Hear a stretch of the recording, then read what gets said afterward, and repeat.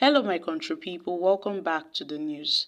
In a recent face-off between Dr. REUBEN ABATI and Senator ORJI, the chairman of the Senate Committee on Privatization, has clarified that his support for President Bola Ahmed Tinubu is not intended to gain any advantage concerning corruption charges from the EFCC, that's the Economic and the Financial Crimes Commission. Now, UZOR, a former Abia State governor, addressed this issue on a social media post on Monday, responding to the allegations from Dr. REUBEN ABATI, a former presidential spokesperson and Arise TV anchor. And during a TV program, Dr. ABATI stated that many Nigerians do say that KALU is supporting President Tinubu because it was under his tenure that his case was dismissed due to lack of diligent prosecution, incompetent filing of the process, and the EFCC was even prohibited from ever bringing up the case. And in his response, KALU, who currently represents Abia North Senatorial District, dismissed Abati's claim, calling it an insult to both himself and President Bola Tinubu.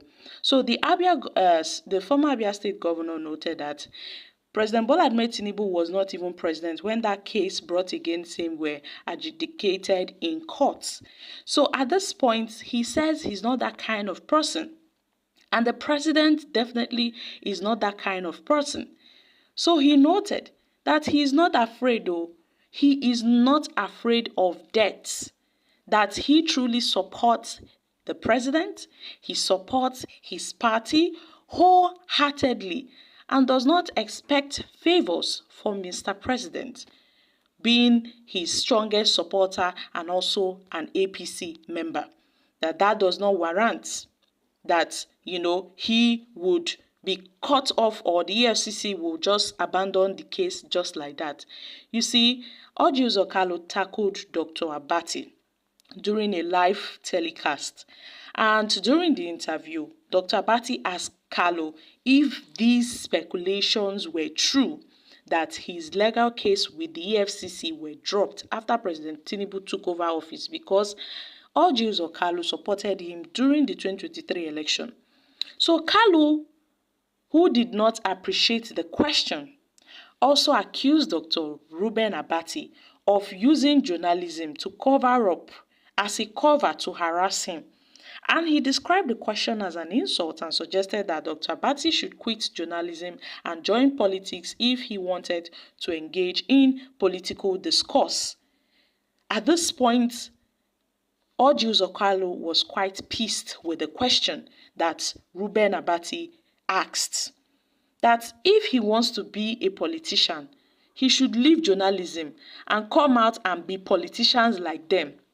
At this point, he should know where he stands, because he noted that he is one of the largest employer of labor in media in Nigeria, and he's the largest employer in factories apart from Aliko Dangote.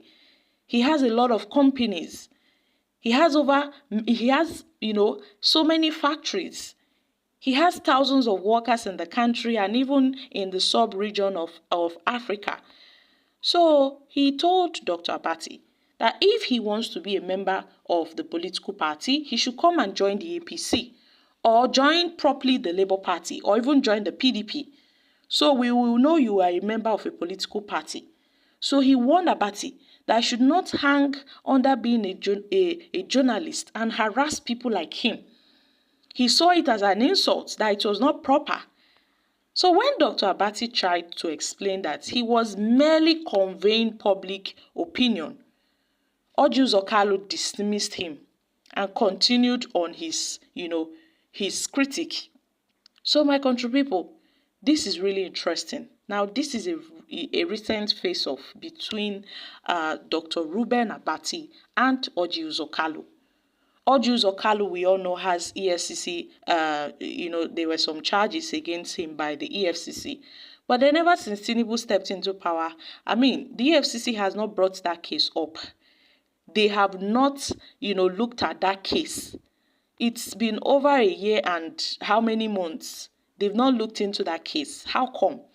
So Nigerians were speculating, is it that ORJI UZOR KALU's case with EFCC did not come up because of his support with Mr. President, or because he's an APC member? Because recently we've been seeing some, for some favorism from the EFCC towards some APC members. Take for example Yahaya Bello. He has a lot of charges against him, 19-count charges levied against him by the EFCC. Where is Yahaya Bello today? Yahaya Bello is nowhere to be found, although he's still in the country, but he is hiding under the immunity of Usman Ododo, his political godson, who is also the governor of Kogi State.